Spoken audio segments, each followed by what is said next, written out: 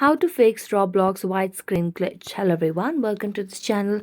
I'm Emily and I'm here to help you out today. So without any delay, let's get started. So first of all, make sure you have stable Wi-Fi connection on your device, and if not Wi-Fi connection, you can switch to cellular data as well.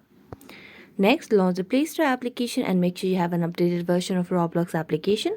So as you can see, there's an option of update over here, which means we have an updated version of the Roblox application.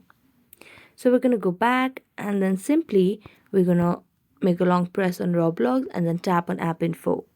This will lead us to a new page where you'll be able to see the option of clear data at the bottom right corner. So just tap on it, and if it's possible, you can delete all data. If not, you can just clear the cache. Now, if this does not solve the issue, you can press on uninstall button over here and then reinstall it via Google Play Store, and then that will also help you solve the issue.